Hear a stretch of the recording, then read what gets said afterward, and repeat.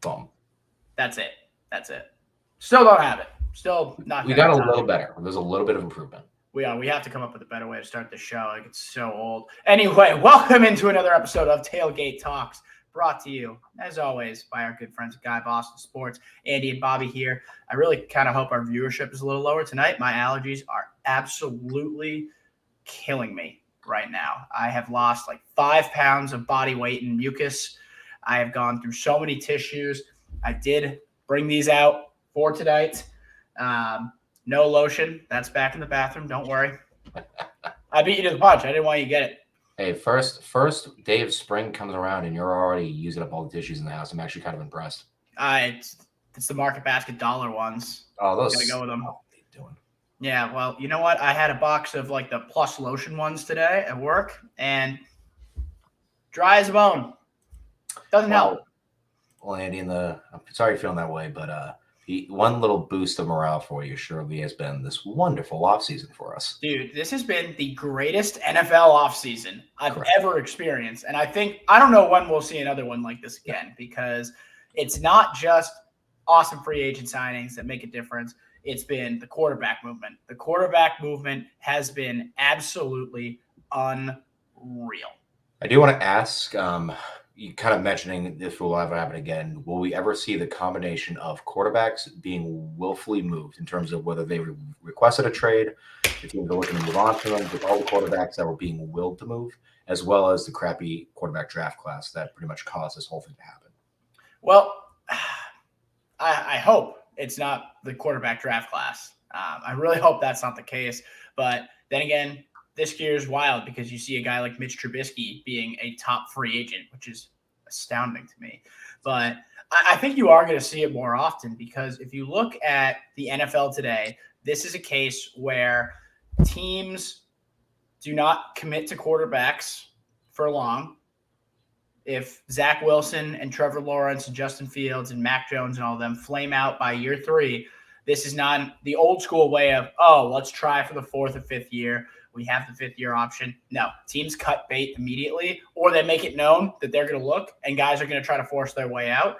And then we've seen with the Rams and the Bucs, if you have a good team and you have the money to do it, you go out and get a star quarterback, you will win a Super Bowl. That is it. We are seeing teams discover the strategy to becoming really good, and it's build your roster, hit on draft picks. If you hit on the rookie quarterback, that's sick. That's good for you. But if you don't and you have a good roster, go out and get a quarterback. Do not care about the future. Do not care about the cap hit in 2027.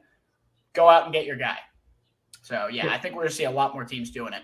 Correct. And with respect to Matt Stafford, who is a good quarterback, it just goes to show if you have a loaded team that can compete for Super Bowl, you don't even need to go out and get an Aaron Rodgers or Deshaun Watson.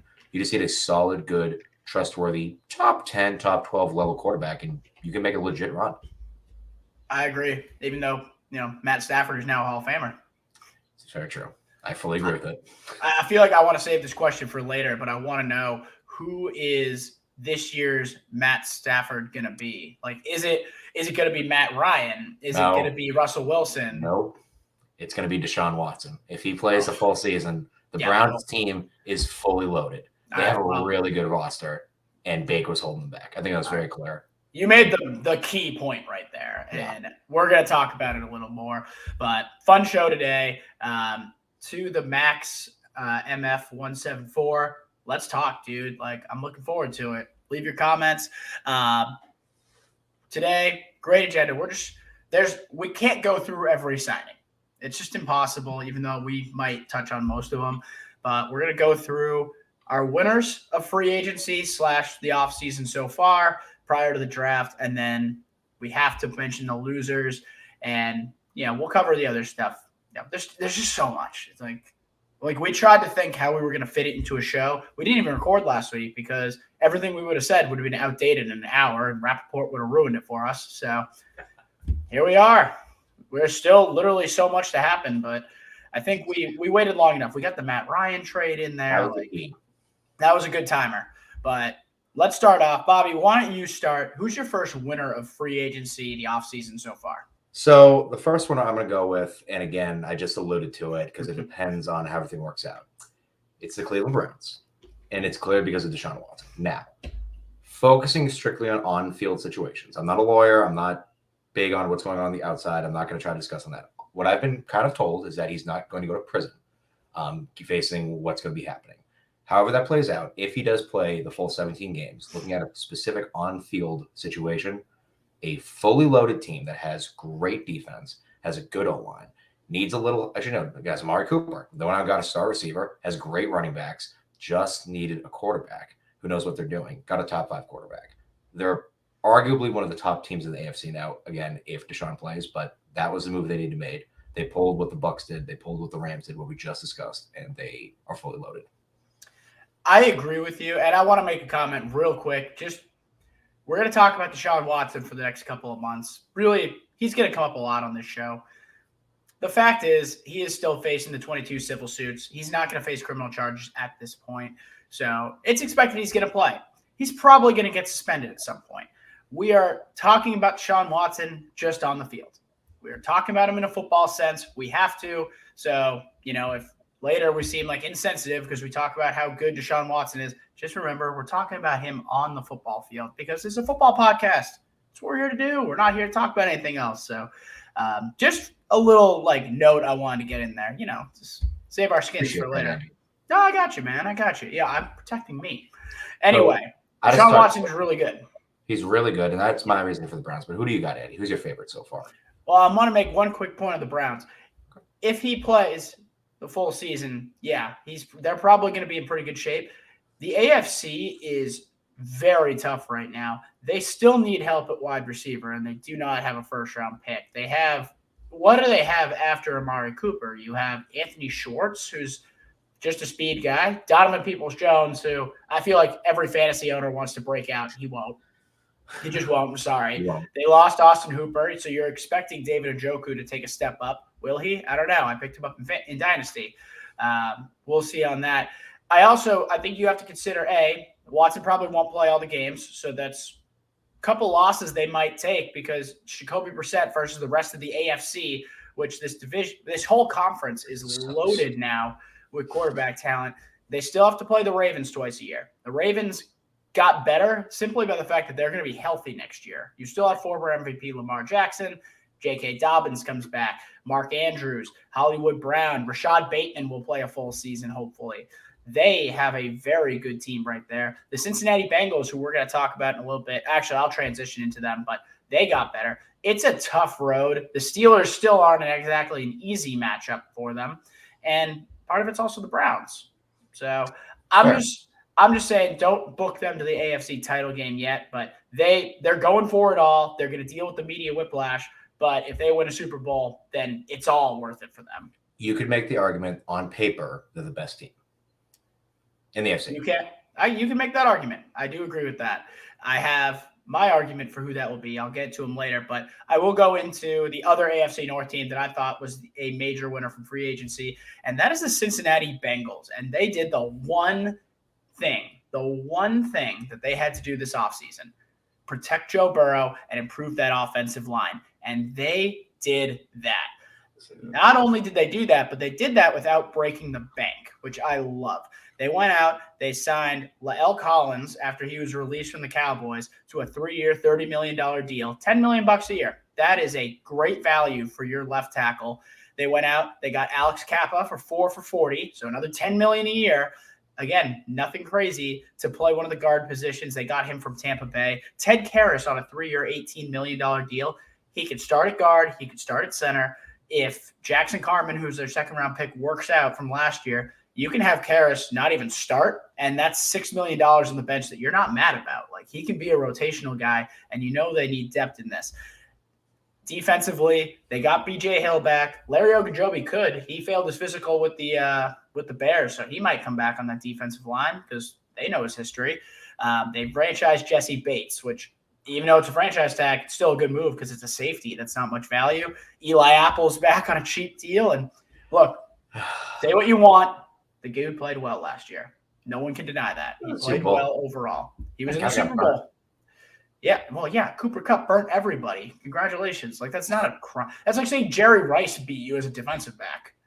Like, that's ridiculous. And then The only thing they lost really is CJ Uzama, who's replaceable. They signed Hayden Hurst. Maybe he'll break out again. But I think Cincinnati, you did it without breaking the bank. You still have your draft capital, and you still have so many guys on these rookie team-friendly contracts. So they are in prime position to make another run at the Super Bowl next year. All right. I respect that. No, and you hit the nail on the head. They improved the O-line, and they got really good pieces at really good prices. And, when it comes to O-line, at least, it's a little bit more tricky because it's obviously more team-based. They do have to stick together with the guys, and it's more like gelling and gluing. But if it gets together well, then Joe Burrow can play with however the hell he wants and put up 5,000, 50 touchdowns. Really, those guys gelled last year, but they all sucked, so it didn't matter. So, yeah, no, I fully understand. I think there was a little bit of a Cinderella run when it comes to that team. On the defensive side, especially, they're a little bit weaker than what other teams are packing. Again, I'm not trying to take away, but there was a little bit of magic in that run. So I wouldn't be surprised if they took a step back, as we already discussed with the Ravens, with the Steelers, with the Browns, everybody fighting each other. They might even win that division. So as good as signs they made, there's going to be regression after Super Bowl, regardless. Now, I already talked about the Browns. You talked about the Bengals. We talked about the tough division. The other team I wanted to pick for winners and kind of going the Ravens, clearly. The Ravens. We're just staying in the AFC North. Well, kind of focusing, though, on divisional strength, it almost has to be the Buffalo Bills because while these other AFC divisions got absolutely loaded, even the AFC South, you can make an argument for. Majority, now I understand you're going to want to talk about the Jets eventually, but majority of the AFC East, including our wonderful Patriots, haven't done a lot. They did, the Miami Dolphins made some good moves. Don't get me wrong, nothing significant. They still could get Teron Armstead. That report has just yet to hasn't happened yet. So when it does happen, maybe we'll talk differently. But Buffalo Bills made a lot of moves. Got Von Miller. That's obviously the big one right there. Jordan Phillips, Shaq Lawson. A lot of moves on the defensive side. Just a lot of tidying up everything to just do 2 more years of running until Josh Allen contract kicks in. All that being said, the main focus is they get to kick the shit out of our division and watch everybody else in the other divisions kick the shit out of each other. They're going to get the first seed. I'm almost guaranteeing it. No, exactly. It's literally such a clear path because their problem has been the last 2 years they can't get past the Chiefs. The Chiefs are now going to have the crap kicked out of them every week, and they'll probably still come out. They could easily still come out on top of that division, but it's not going to be at 13-4 or 12-5. It's going to be like an 11-6 deal. And Buffalo, like you said, I think a lot of teams in the AFC East, aside for one specific team, improved this year, but Buffalo is leaps and bounds better than the rest of its division. So it is in great shape. Signing I love that they made, I think it was today, Jamison Crowder. Yes. Replacing Cole Beasley. That is a nice pickup for them and exactly what they need. Also, O.J. Howard on that offense with Dawson Knox. That's an athletic tight end room. Like, they're so good. Like, they are going to be that team that dominates, even though Josh Allen is making fucking top-tier money right now. Like, they're good, man. And they have a Super Bowl run in them. So, they're going to be my pick for the AFC at this point.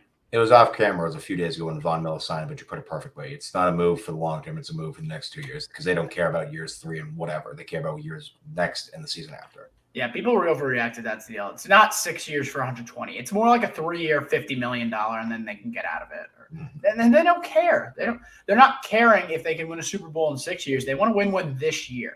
Correct. And the Rams showed us that. You need to go for it when you can go for it, and it'll work out. Like, what? They won a Super Bowl. They're not bad. No. Like, they're not. Aaron Donald might retire tomorrow, and Rams fans are going to be fine. Well, I don't know about fine. Yeah, they'll be okay. Just the NFL, you got to go for it in this league. So, love what the Bills did. I'm going to talk about another AFC East team, like you mentioned. I think the Jets are huge winners from free agency. The moves they made this offseason, it's similar to the Bengals in that you don't go out, you don't break the bank, but you do steady roster improvement. And that's what Zach Wilson needs right now. They took a lot of really good players last year in the draft. I love the Elijah Vera Tucker pick, Elijah Moore. It's weird they're both. I just realized that's very similar. Zach Wilson, he struggled last year. We all know this, but that was not a good team. Mekhi Becton was injured for a lot of it. He was also just a rookie coming out of BYU system where he had the best offensive line in college football relative to the rest of the conference. He showed some promise at the end of last year. What did they go out and do this offseason? They got him Laken Tomlinson to play one of the guard spots. They signed CJ Uzama, as I mentioned earlier, and Tyler Conklin. So you took the worst tight end room in the NFL and you made it pretty average. Like, those are two good guys, and they're going to be able to run the ball pretty well. On the defensive side, this team really lacked in defensive backs. DJ Reed from Seattle, a guy Salah's familiar with from that division, and Jordan Whitehead to replace Marcus May, who you didn't have to pay. Now, they wanted to bring him back, but you got a much cheaper version of him and still a good player. And the thing about them is they've got guys coming back. Carl Lawson will be healthy this year, coming off the edge. You have hopefully Mekhi Becton can get healthy. He's actually a trade candidate right now, so that's going to be very interesting. My computer kind of freaked out on me a little bit there. I almost lost my screen. And then what was I going to say? Yeah, you have 4 top 40 picks. So this team, I'm not saying they're going to make the playoffs. I'm not saying they're going to win 8 games, but I think this is a team that's going to slowly improve. So we're in year 3 when Zach Wilson takes that next step. You get him another weapon. You finish that offensive line. That's a playoff team, I think. You can argue right now they have the second strongest roster in the AFC East. Okay. Tell me I'm wrong. We'll listen, talk more later, but you I are want wrong. someone to tell me I'm wrong. How about that? You are wrong. Yeah, I'm No, not. no, but you're. I can see your point, Andy, and you actually something that's kind of come to light recently when it comes to copycat league as the NFL is. That year 3 for rookie quarterback deals when a lot of teams make their moves. I mean, we'll talk about the Chargers, but look at Justin Herbert, look at Lamar last year, look at Joe Burrow this year. I mean, it's always that year 3, year 4 window. Bills with Josh Allen, Patrick Mahomes back when he was on his rookie deal. Keep going down the damn line. We don't have them on the list, but look at the Bears. They're cutting all their salary, and they're going to have $23 at this point million for next year. They don't give a shit about this year. They're looking at it and going, our quarterback will be good in year 3. We're going to go out. We're going to cut the guys who aren't going to help us in the future, who have bad contracts, and we're just going to spend. Exactly. And, that's what the Jets are doing. Obviously, everything has to work out in terms of draft picks, but if it does, Salah's building something real special over there. It could be dangerous, and that's what we don't need right now because the Dolphins are looking good, the Bills are looking great, and then if the Jets get good, then it's going to hurt to be a Pats fan for a while. We might have to skip to the losers part soon because we're building it up. I know we got a couple more winners here. So as I mentioned just now, but we have to talk about the Chargers.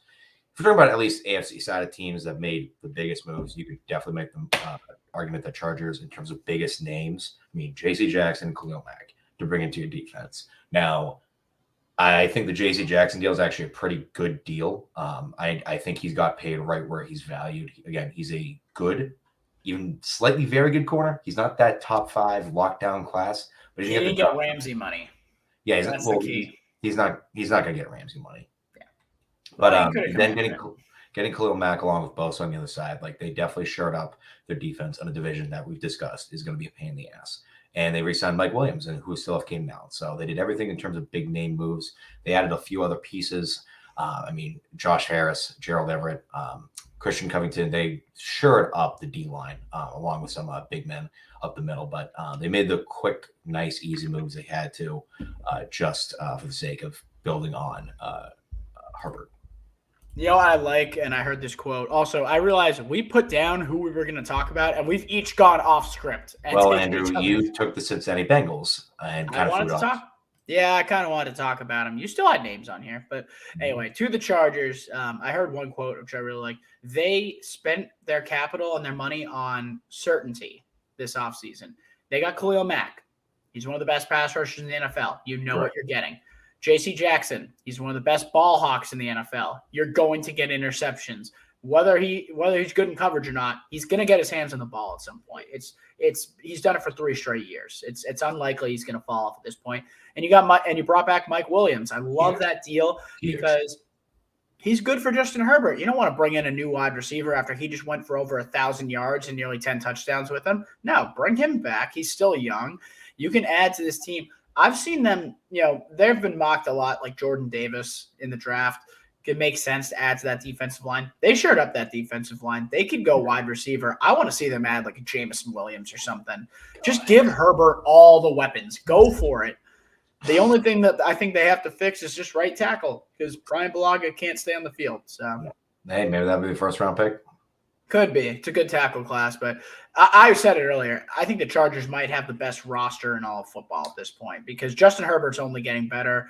It's hard to find a pass rush duo better than Khalil Mack and Joey Bosa. You can't. Defensive backs, they've got talent. Derwin James, when healthy, is still the best safety in the NFL. You added J.C. Jackson to that. Asante Samuel and Chris Harris are good corners. You have one of the better receiving cores in the NFL. Tight end, they can still add to that, but Gerald Everett's a good receiver. Jared Cook had bricks for hands last year. He's the reason they lost to the Chiefs in that game. No, you could definitely, you could, again, make some of the Browns, some of the Bills. They have one of the best rosters in the league. So if their coach can figure it out, Staley had a questionable first year. I think that's fair. He was overly aggressive, which I like it. Take the points. Dude, you got a young quarterback, fucking go for it. You can't stop the Chiefs. You got to score touchdowns to win. I like it. Now, think about it this way too. That game, that overtime game, I watched that whole thing. They dropped 2 of the fourth down plays. They dropped them. Like Jared Cook, it hit him in the hands, and it was that Jonnu Smith play where it exploded. Like he dropped a touchdown. Like Justin Herbert threw a great ball. So, if I'm Herbert, I love that my coach has that confidence in me to just fucking keep going for it. That's honestly, they weren't going to win it. I don't know if they were going to win a Super Bowl this year, but I think they built up Herbert's confidence. That dude is coming in rocking next year. If they didn't play in the West, I would pick them for the AFC, but they play in the West. So we'll talk, there's just so much that happened there, and we'll talk more. Last winner we got here, it's the Tampa Bay fucking Buccaneers. Why? Simple. A week before free agency, it was Kyle Trask, a Swiss cheese offensive line, and they were going to lose like Carlton Davis and a lot of guys. Now, Tom Brady is back, still playing at MVP level. You re-sign Chris Godwin. He'll be back at some point this season. Just to stay on the offense, you brought Ryan Jensen back. He was bound for Cincinnati. He was going there. Like, it's no question in my mind. Tom Brady came back and he said, okay, I'll take $13 million a year. And they made it work. You brought back Carlton Davis. You signed Russell Gage. Then they somehow swindled the Patriots for Shaq Mason for a 5th-round pick. They might have made that offensive line better. Shaq Mason is a better guard than Alex Kappa, and he's making less. Just saying, I kind of called Shaq Mason. If we recall one of our videos a few weeks ago, I kind of called Shaq Mason being cut. Yeah, it's still a bad deal. He's making too much money. Belichick doesn't like to pay people, especially guards. He's making too much money. His cap hit was like $7 million. It's way too much for Bill. Come on. No. Yeah, we'll talk more about that. But the Bucs are back. They still have draft capital. They can add to that team. Gronk's going to resign. We all know it. He's said it basically. He's just not going to officially do it. We all know. He still has Cameron Brate. And the nice thing is too, one quick point before I let you talk. The NFC, we've discussed. The AFC is now the superpower. The NFC got a lot weaker. A lot of guys went to the AFC. The Bucs have the clearest path to a Super Bowl of anybody. The Bills still have to play a lot of good teams, but the Bucs, what do they have to worry about? The Rams, they might lose Aaron Donald, and they're another year older. The Packers, they don't have Devontae Adams. Who do they have to worry about? Look at their division. They have Sam Darnold, Marcus Mariota, and Winston. Maybe Baker Mayfield. They're not. Carolina's not interested in Baker Mayfield, so no dream of that happening. The Bucs. It's obviously one last ride. See how it turns out, and in the NFC, they're looking real pretty. There's just nobody left. Tom Brady's Tom Brady. They're going to make the playoffs. They're going to win the division, and we'll see what they can do in the playoffs. You think they'll sign Antonio Brown? I heard he's free agent. I think he's going to the Ravens still. Or no, he who did he say he wanted to play with? He wants to go. He said, did he say that? Did he say Cleveland? I think he said Cleveland. I think he wants to go to Cleveland. Him and Deshaun, what a combo. I don't think Cleveland PR can take that. No. They'll be like, Antonio, we'd like you, but we actually can't take you on this team. Like, it would not be a good look. It's already not a good look. Before I move to the losers, one last team I think we should bring up are the Colts. Most recent move, get Matt Ryan. It's been almost a joke for the last 3 years, ever since Luck retired. Great roster, just need a quarterback. They've tried and tested multiple names, especially Carson Wentz. Didn't work out, but I would like to believe that Matt Ryan, who is an MVP winner, is going to be able to figure out how to run the offense, especially with an O-line like that and a running back like that. I love that move that they made. Yeah. And I think the key is they traded Carson Wentz for 2/3, I think a pick swap, and one of those thirds can become a second. Then they flipped one of those thirds for Matt Ryan. They got him for less than Carson Wentz cost the freaking Washington Commanders. Like, that's astounding. How do the Commanders not go out and take Ryan, who's he's like $7.5 million on the cap this year for whoever takes him? Like, how do you not go out and get him, and how do you pay so much for Wentz? We'll talk more about that, but that's incredible improvement by the Colts. I think they're going to honestly – I think that's a huge upgrade at the quarterback spot. Matt Ryan actually will have weapons. Michael Pittman's going to go off. Also, they traded for Yannick Ngakoue. Love that deal because Chris Ballard, their GM, has drafted high-end pass rushers in the draft for the last few years, and he keeps missing. He's just saying, screw it. I'm just going to go the veteran route. I recognize where I'm weak, and I'm going to fix this. If at first you don't succeed, just go out and trade. Correct. So, yeah, no, just a great move by the Colts. Get the quarterback. And if he doesn't work out, then I think the Colts are just cursed at this point. I agree with you. All right. Is it time? It is. We've done the winners, Andy, so that means one thing. I'm not gonna lie to you. I have more losers here than winners, than Bobby does have losers. So we have to start with the hometown team. We have to talk about the Patriots because the Patriots.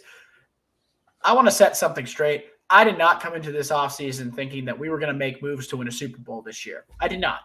I thought we were going to make some moves that might steadily improve the roster, maybe add a wide receiver one. I didn't think we were going to pay J.C. Jackson. I thought we would replace with some smaller guys or smaller contract guys, help the linebacker core a bit. The Patriots went out and shit the fucking bed. There it is. They shit the bed in free agency. These are some of the worst moves I have seen in a while from New England. Let's just highlight them because this is a New England podcast, so we can do that.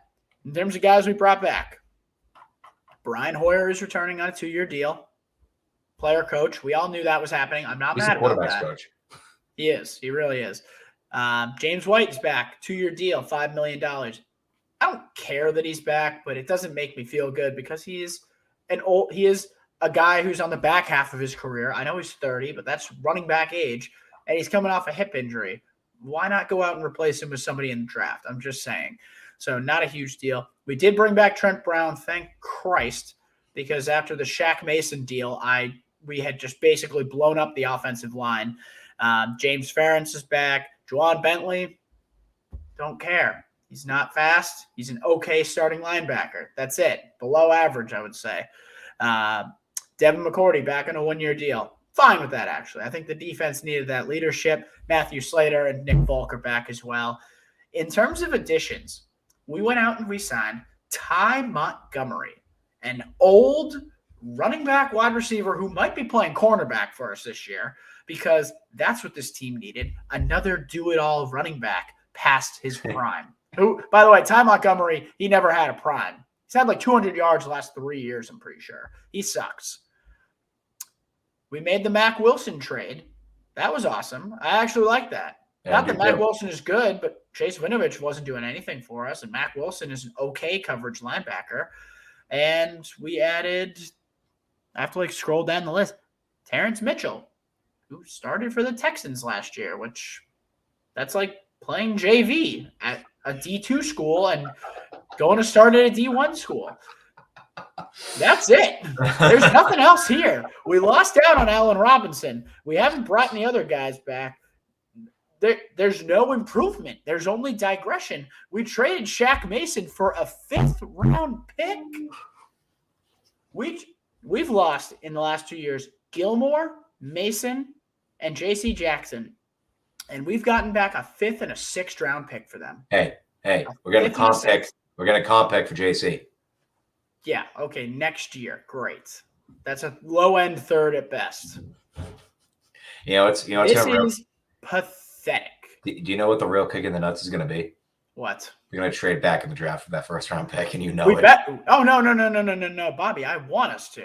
We have to fill out this roster, which we didn't do with free agents. Look, I get people are saying that, Bill is building he's playing for 2023 now. We're not doing it this year. I never thought we were going to compete this year. But you know what you don't do with a rookie quarterback? You don't digress in year 2 to hope that you can make a jump in year 3. No, you have to show him improvement. You have to keep his confidence up because otherwise you're going to fuck up his development. I'm sorry I'm swearing so much today. I think it's the allergies. It's fine. Now, no, it should be good. No, we got to set a better example than that. Allow me to make 2 counterpoints. First off, you just raved about the Chicago Bears and the New York Jets about focusing on 2023. I understand that they made the Jets are improving. Again, I understand that they made more moves that you liked, and I get that. But taking a look at the Patriots, all right? Could it be possible? Not to say Bill would punt on a year, but Bill's going to punt on a year. He's going to punt on a year. With losing Josh McDaniels, you're going to maybe announce. Decision hasn't been made yet. I know the OC. It's not going to happen. It's not going to happen. Hopefully, a decision on the OC is made, and the focus for next year is simply going to be the new OC and Mac get accustomed to whatever system they want to run. Because one thing I'm going to give Bill is that if he does decide to name one, it's going to be a guy for the next 15 years. It's going to be somebody who has a job for a long time. So simply tell Mac, listen. He's not going to be around for 15 years. Let's just. So the OC, like, hey, Mac, OC, just get you guys get accustomed. Here's your weapons. Just get familiar with it for a year. Don't focus on stats. Don't focus on numbers. We're building towards 2023 without saying that. I hate everything that you just said out of your mouth hole. I hate that. Listen, man, I'm providing. You're just whining about problems. I'm providing solutions. So I think that's the route you need to start taking. It's not a solution to digress. It's not that. It's not the decision to get worse before you get better. It doesn't work with a rookie. You're not going to do well with Mac. Also, by the way, weapons? What weapons? We have a number 3 receiver at best as our number 1. Aguilar, baby, come on. You couldn't get DJ Chark to come here? You couldn't get DJ Chark? You let him go play with Jared Goff? Bill wasn't going to pay him. Did he get like $10 million? He got 12 for 2 years. $6 million, baby. That's a lot of money. Why do we act like, oh my gosh, no. Bill is not a good GM. He's not. And you know what? Josh McDaniels, God bless him and Ziegler. They go to Las Vegas. By the way, in case you didn't know, the Las Vegas Raiders traded for Devontae Adams, the greatest wide receiver in football. Well, we haven't talked about it yet. They traded him for a first-round pick and a second-round pick this year. Yeah, spent a lot of money, then paid him a ton, but they got the number 1 wide receiver. And you know why they did that? Because they've been in New England for so long, and Bill has said, no, we're not going to go out and pay these guys. And guess what? McDaniels was like, fuck this. I'm going to go get a brand new Porsche. I'm tired of driving around in a Camry. I drive a Camry. I'm boring. They couldn't fit Devontae and I'm not saying you go get Devontae. I'm saying you can go get anybody else. Anybody is an improvement over Jacoby Myers in terms of getting a number 1 or number 2 wide receiver. Not that anything is wrong with Myers, but he is what he is. Bourne is what he is. We'll get into it later, but there are certain free agents who are still available. See, free agency is not over. Please do not put your faith in Odell Beckham Jr. No. Jarvis. Coming off a torn AC. The other LSU boy. Jarvis Landry is a slow route runner. I don't need that. We need something different. We don't need more slow route runners. I can't even listen to you. Well, Andy, all right. I'm sorry you're in a pit of despair, and I hope you climb out of it one day. I'm not. I'm just angry. No, you're in a pit of despair. I'm purely just – I'm just mad.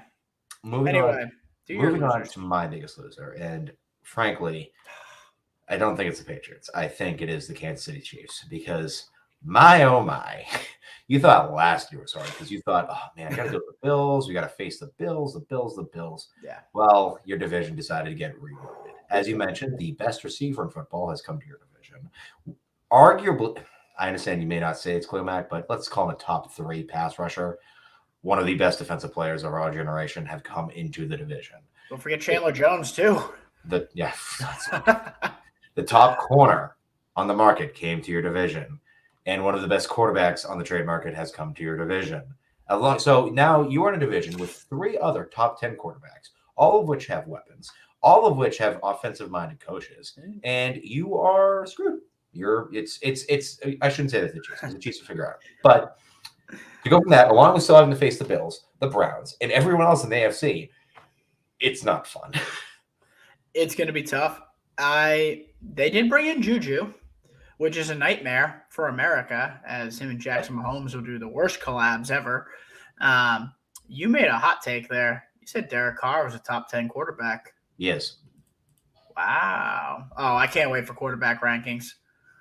I can't wait. New ones. Look what he did last year after Ruggs had happened with Ruggs. I like Derek Carr. Don't get me wrong. Watch him with Devontae. Watch him with Devontae. That's a take.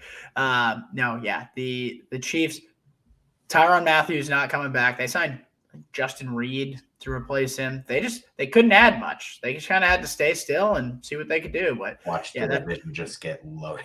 That division, every single division game is much watch TV. I will honestly just be an AFC West fan because I want to watch every single game. There's going to be nasty. It's either going to be every team has a winning record and one of them is going to miss out on the playoffs just because of how it works, or they're all going to beat the crap out of each other, and the best team's going to be 10-7. Like, can they all split and then win? Like, I want to run like the simulations just to see like how it could be possible because it's 7 teams, so I think all of them could make the playoffs technically. If they all split, that's what, 3 losses each, correct? Yeah. So it's gonna be tough, but I guess it's doable if they all lose to each other once, and then everybody the rest else. of the AFC is honestly like it's gonna be tough because we'll talk. We'll get more into like playoff predictions and things, but like you have to assume the Bills. I'll ask. We'll talk about the AFC South later. I think only one team makes it out of there. The AFC North. That one is where you see maybe two. I don't think 3. Because I think one of them is going to take a step back. We'll see. But, the Chiefs, it's not that they got worse. It's not that they got better. It's just the path that they need to take to get to the Super Bowl just got that much more difficult. To continue on my loser's rant, and also I have one point that I do want to make. Pro Football Focus put out an index basing improvement of teams, and they basically have a line down the middle, and it's teams who improved, teams who digressed. Oh, here we go. The Patriots, prior to the Matt Ryan deal, were 4th lowest. They had digressed. The only teams worse were the Colts, who then went out and got Matt Ryan, so that put them back in the positive. So now we're 3rd lowest. The Chicago Bears, who we talked about, they're cutting salaries. They're saving for 2023. And the Seattle Seahawks, who were the worst team in terms of improvement, negative improvement. Improvement. I don't know what word I'm looking for right now. I can barely feel my nose at this point, so we'll keep going. But that's where we're at right now. That the analytics have us as the third worst team in terms of our offseason so far. That one hurts. All right, another loser, and you disagree with me a little bit on this. I have the Jacksonville Jaguars. And here's the deal. It's not that they're not going to be better. They're going to be better. They're going to win a couple extra games. Trevor Lawrence is going to get better. The contracts that they gave out are bad. Just really, really bad. Zay Jones was on a 1-year, like $2 million deal in Las Vegas last year. What the hell did he do to quadruple his salary in a season? He had like 500 yards. Christian Kirk has never had a 1,000-yard season, and he's making nearly 18 a year now. 3 for 72, 37 guaranteed, and he could top out at 84. Christian Kirk is a guy you want as your number 3. And he's going to be paid to be the number 1. First of all, they kept signing ex receivers. Honestly, Evan Ingram, $9 million for 1 year. What has he done to earn that money? Brandon Scherf is the only one I don't hate, and they paid a guard a $13+ million deal, or 49.5 divided by 3. That's. Oh, don't make me do math. Yeah, I can't do that right now. Basically, they paid a lot of money for a guard. Not ideal. I don't hate that one because they needed to improve the line. They franchise tag Cam Robinson again, which no one knew why they did it the first time, let alone the second time. Foye Olakun who I'm going to say that name probably wrong 10 times. Linebacker. He led the league in tackles last year. But that's just because the Falcons couldn't stay on the field offensively, and he was just out there the whole time. He got almost as much guaranteed money as Fred Warner did. He's not good. He's not good. Darius Williams is a midget, and he got $13 million a year or 10. Oh yeah, no. Oh. They're going to be better, but they went out and they just spent money frivolously. They have bad cap hits in the future, and they're not going to be able to get out of these contracts. I think Christian Kirk takes like he takes like a $24+ million cap hit at one point in the next 2 years. You don't want that for Trevor Lawrence. The Jacksonville Jaguars are now in a position where they have to hit on every single draft pick or they're fucked. Listen, I'm a firm believer that when you're at rock bottom, there is nowhere to go or up. You may disagree with the signings. Quick update. Teron Armstead to the Dolphins, 5 years, $75 million. Oh. We are the worst team we might have the worst roster in the AFC East. No, the Jets are still worse. I'm hanging on that hat. I'm not going to hang on that hat. But anyway, continue. Okay, so live react, Andy. How are you feeling? Miami needed to do that, and it's been predicted that they would do that for a while. The only reason they weren't is if Deshaun went to New Orleans, which apparently through the cap magic that New Orleans does, they were going to be able to bring back Teron Armstead with Deshaun Watson, which makes no sense to me. Yeah.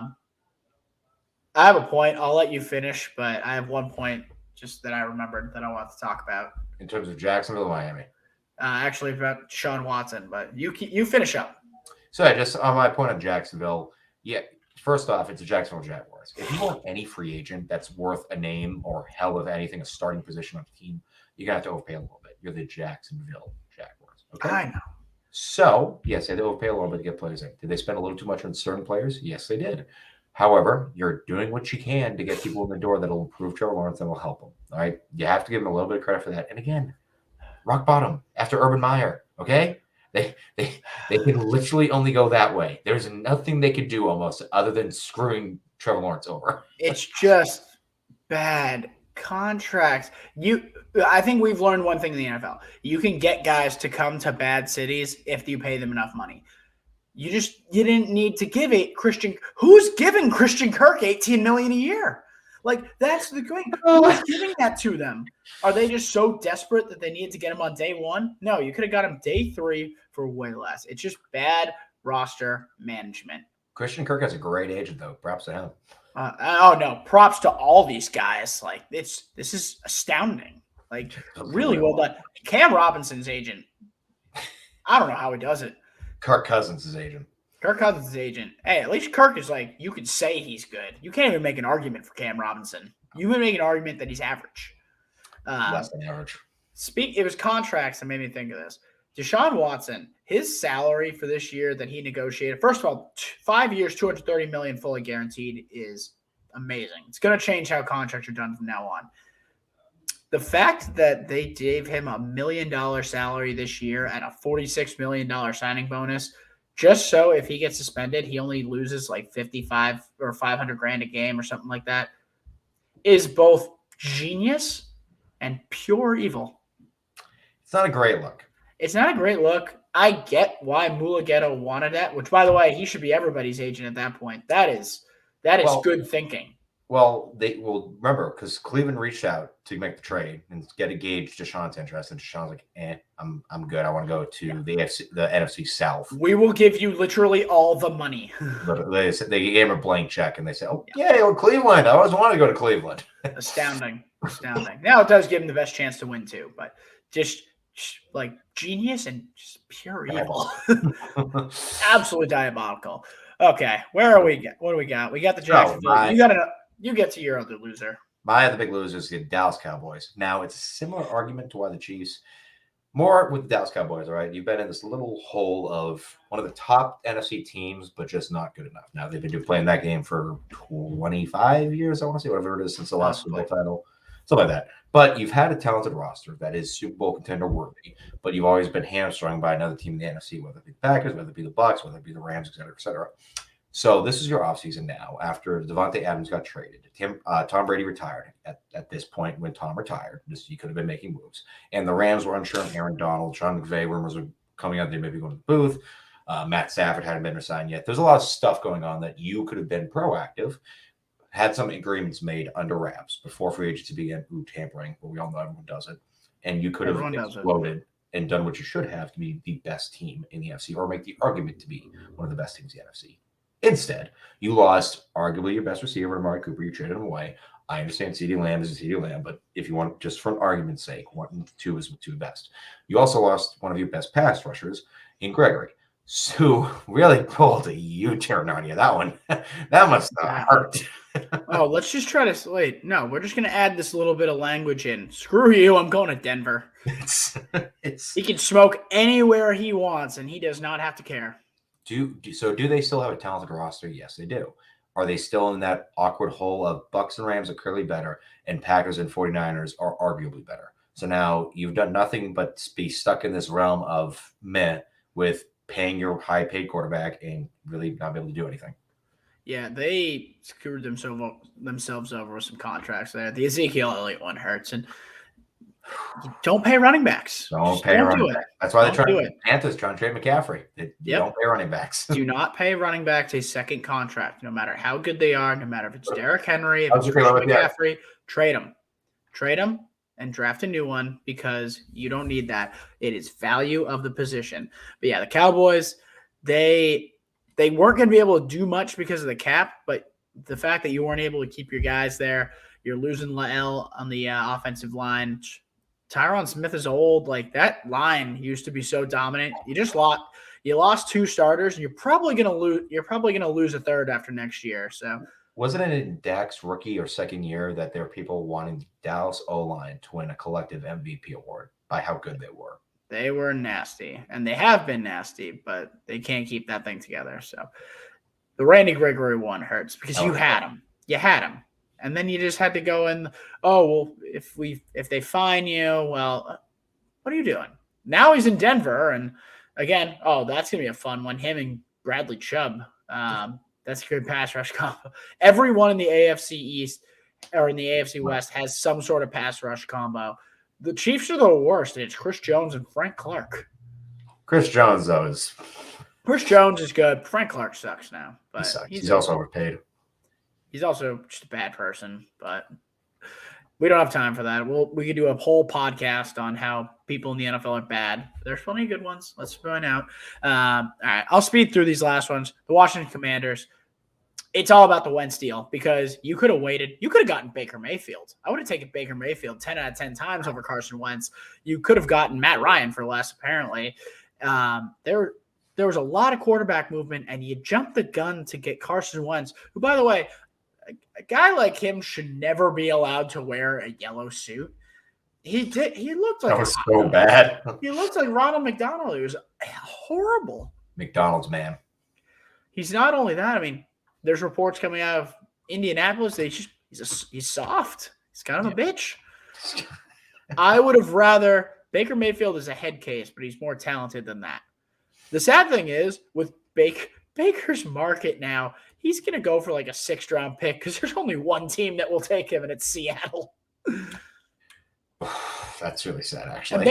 And I want to tell you this, Baker's a good quarterback. He played with a torn labrum last year. There was nothing he could do about that. Other than that, he's been talented. He's been arguably top 16, 15. So I think someone might end up getting a bit of a steal with him. It's just a matter of can he control his emotions, I think. I thought he's going to be a hell of a backup. Yeah. No, it'll be a great one. All right, last loser I'll speed through again. It's the Atlanta Falcons. And we talked about this. You said, there was nothing they could do. They had to trade Matt Ryan. The whole point is they should have started. They are in a rebuild.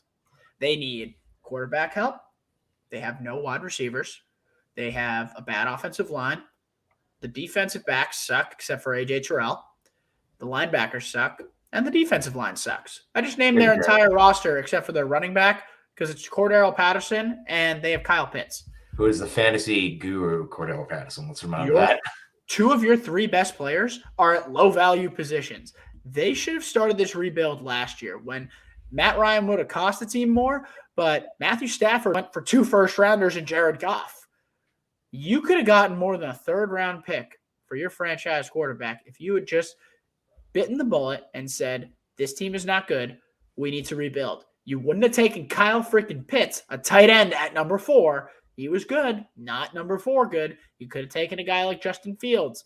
That would have been the pick. You could build around that with a rookie deal. And now, look at the Atlanta Falcons. They're starting Marcus Mariota with no wide receivers. Now, the Calvin Ridley thing you can't see coming. But all in all, it's still a bad roster, whether Ridley plays or not. You're starting Marcus Mariota, and your best players are Pitts and Cordero Patterson, who's probably going to flame out after an unbelievable year. Can't wait for him to be a second-round fantasy pick next year, and he's going to blow it. Someone's going to overdraft him. It's going to be hilarious. But, yeah. No, those are my losers. Listen, for Falcons, I understand it had to be done. I don't want to call them losers almost because I feel bad, but I mean, you're in a tough division with Brady. And they're losers. It had to be done. So they're in rebuild.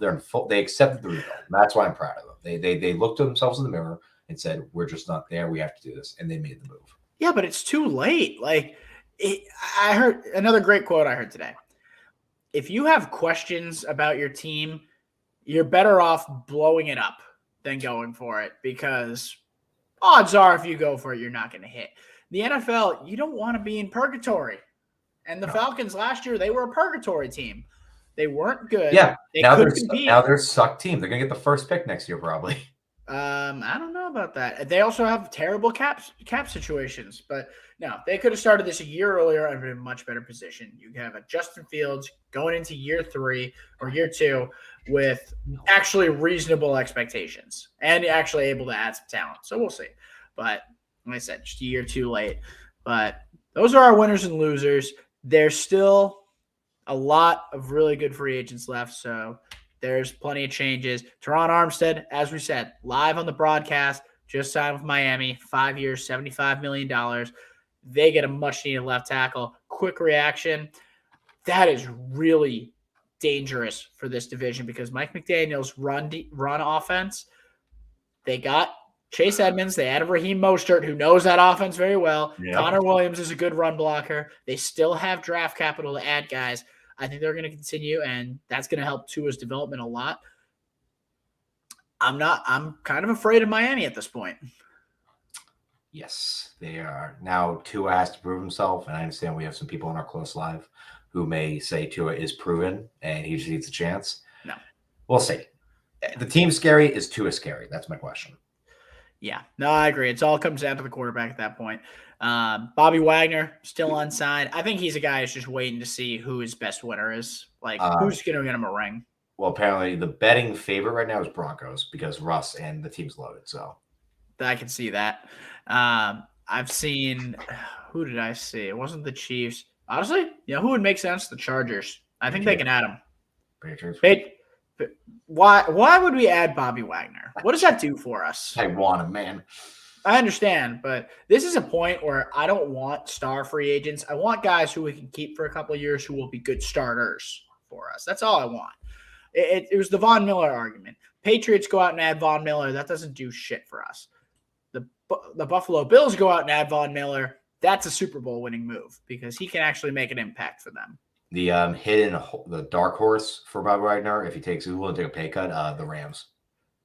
Oh, that'd be just stupid at this point. Put him in San Francisco. Pair him up with Warner. That'd be fun. That'd be scary. A couple other guys. Jadeveon Clowney still out there. Tyrann Mathieu. Couple wide receivers. The LSU boys. Odell Beckham and Jarvis Landry. Julio Jones, your top 5 wide receiver, is still up 7. Out there. Do not misquote me. Oh, my God. 7? Okay, fine. That's a little better. Stephon Gilmore, Dwayne Brown still in the offense. Like we said, Gronk is still available, but he's going to sign with Tampa Bay. We all know it. Calais Campbell, Akeem Hicks on the defensive line. J.C. Treader got released by the Browns. He's one of the better centers in the NFL. So, yeah, there's plenty of talent still out there. And obviously it's a free agent show. We've talked about a lot of trades that happen. I'm trying to think. I have a list. I feel like the only thing we really didn't cover, Robert Woods at Tennessee. Yeah, but with the injury, we'll more have to wait and see how it plays He's out. But he's going to be ready for training camp. It's an ACL. I'm not worried about ACLs anymore. Nobody in the NFL cares about ACLs anymore. essentially, that involves a lot of cutting and quick movements. I am. David Ajabo tore his Achilles, and people still think he's going in the first round. Well, People recover. that's because he's young. Yeah, Robert Woods isn't like an 30. ancient old. Yeah, he's not ancient. He's still good. He's. I just think people are overreacting to the ACL. Also, he'll be back by training camp, so I actually love that move because I think it frees up AJ Brown more. So we will see. I like Noah Fant to Seattle as part of that Russ deal.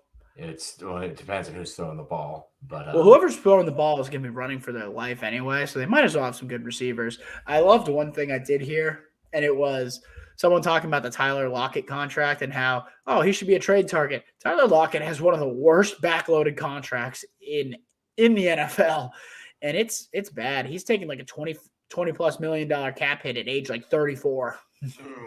That's rough. It's not good. Seattle enjoy the rebuild, but no, I think if I had to pick a personal favorite trade, we've already talked about it, but it's the Devontae Adams deal. That was, a first and a second for the best receiver in the league. It's high value for a wide receiver who you had to pay $28 million after the fact, but it's exciting for Raiders fans. I feel like they needed that. And Josh McDaniels, God bless you. You got your number one. And I just love that Devontae and Derek are boys from college. It's just great. They are best friends. I love that. They're gonna be fun to watch. But you can't do like a Tommy and Gronky thing. It's Derek. Like Derek and Devontae doesn't have the same D&D, like Dungeons and Dragons. Well, I'm just thinking Devontae and Derek, but all right, Devontae and Derek. All right, we will come up with some better nicknames. All right, last thing we want to do. You introduced the segment the other day. What do we love more, Bob? It's your turn. What do we love more? And we're gonna start with some division favorites. So we've talked about a couple divisions here that improved a lot. We're gonna start with the AFC West. Who do we love more in the AFC West as the favorite? It just hit me in the. Is it the Denver Broncos? Is it the Los Angeles Chargers, the Las Vegas Raiders, or the Kansas City Chiefs? Who do we love more? You really just went for the nut shot, huh? I did. The hard questions. Now, I might get marked for it, but I need to go a little bit out of the box. The Chiefs have been very good for very long now, but there's always regression eventually comes with the NFL. I think the Chargers are the up-and-coming team. They made the right moves. They have the young coach. I think it's their time to make the move. They have all the pieces they really need to do it. As long as everybody stays healthy, I really think the Chargers are going to win this division. I love it, and I hate that we agree on this because I want it to be my take, but I texted you when the Khalil Mack trade happened. Chargers are winning. Chargers are winning the AFC West. Book me on it. All right. And so I don't really have to answer that. That's my pick too. AFC North. Who do we love more? The Ravens, the Browns, the Bengals. I'll throw the Steelers in. Why not? Who do we love more? This is a real tough one. Who do you love? You love Mitch? You love Mitch? That's a tough division, man. Even if Mitch plays somewhat well, I think Mike Tomlin has never had a losing season. I understand most of it was Ben. But give the man credit where credit is due. They may not win the division, but they're not going to be an easy out. No. So they made it they made the playoffs with Ben Roethlisberger with, I have a stronger arm than him at this point. I'm going to go with out of the collective of that division. I'm going to pick the most proven coach and quarterback and go with the Baltimore Ravens, who got absolutely derailed with injuries, more so than any other team, especially beforehand. There's all preseason injuries that happened. It was ridiculous, right? Like every other day, a significant player tore an ACL. I think it was like 5 straight days where they had a torn ACL in practice. It was Marcus Peters and somebody else got hurt on the exact same day in the exact same practice. Was it Dobbins? I know one of them went back to back. That was like 4 running backs in a week. It was ridiculous. If the team, my point being, they have John Harbaugh, who's a Super Bowl winning head coach. They have an MVP quarterback. They have a loaded roster still. If they can get a receiver, even if it's Antonio Brown or if any other move, just a little bit of receiver help, whether it's Jarvis, OBJ, whatever. If they stay healthy, they're the best team in that division. All right. No, it's a good argument. I'm going to take the Bengals. Okay. I'm going to take the Bengals just because I think if it was the opposite way and Joe Burrow had an awesome offensive line and he improved his weapons, I feel like the regression or the improvement wouldn't be as significant. But I think with the improved offensive line, Joe Burrow is going to be able to really take that next step because T. Higgins and Jamar Chase, they are a top 10 and top 20 wide receiver already. T. Higgins is a baller. They can add weapons in terms of replacing Uzama. He's the fourth guy in that team. Joe Mixon might run for 1,500 yards, and apparently, if he does, Chad Johnson. I don't know if does he go by Ochocinco or Johnson now? I forget. Both. Either one. Anyway, Chad Ochocinco said he would never eat McDonald's again if he didn't run for 1,500 yards. So I'm going to take Bengals because I want Chad to still be able to eat. That's his food. Like I said with the Bengals, I believe in Super Bowl regression from the losing team, which happens a lot. I think it's going to happen to this team. They're young. They'll come back from it, I'm sure, but there's always a little bit of regression. Division's going to be a little bit tougher, especially for anybody trying to call me out on my Browns from earlier at the beginning of the show today. Again, I'm making it clear. The Browns are the best team on paper. If you're just picking players for a roster, they have one of the best teams on paper. Whether Deshaun plays, whether the coach can pull through, whether everyone else stays healthy, can actually play through everything, then there's too many question marks for me to pick the best division winner. All right. I like it. So we got the Chargers in the West. We got the Browns the Ravens in the North. I've got the Chargers and the Bengals. Final one for this part of the segment, AFC South. I'm not including the Texans. I'm not including the Jaguars. I would actually rather take the odds on the Texans at this point over the Jaguars winning it. But who do we love more, the Colts or the Titans?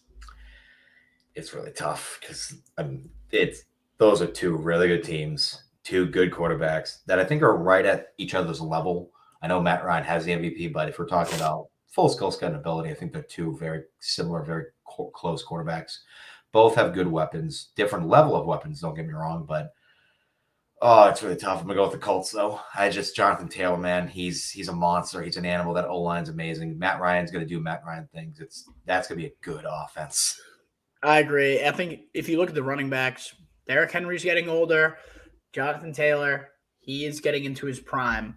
That's going to be a big factor. And I think Matt Ryan's just going to be rejuvenated, man. I love Matt Ryan. Like, you can make fun of him all you want. You can make 28-3. He's a good quarterback who's been in kind of a crappy situation. Yeah, he's been in a crappy situation. I think he's going to add a lot. Michael Pittman and him are going to be the new Julio. Not to say he's as good as Julio in his prime, but Matt Ryan can make Michael Pittman look really good in that offense. And I think Yannick Ngakoue is a great addition to that defense too. So that'll be an interesting division. Like I said, it's a two-man race. Last one I got for you. This is especially for you. As we mentioned, your top 7 wide receiver, Julio Jones, is still available. Got released by the Titans. Also, I farted earlier. Did anyone hear that on the mic? Nope. And if you didn't bring it up, we wouldn't have known. I'm honestly curious at this point. It wasn't like too bad. It was just like kind of one. All right. I'm just trying to be personable, man. We all fart. Anyway, your question, Andy. Anyway, Julio Jones. Who do we love more as a landing spot? I'm gonna give you 4 options.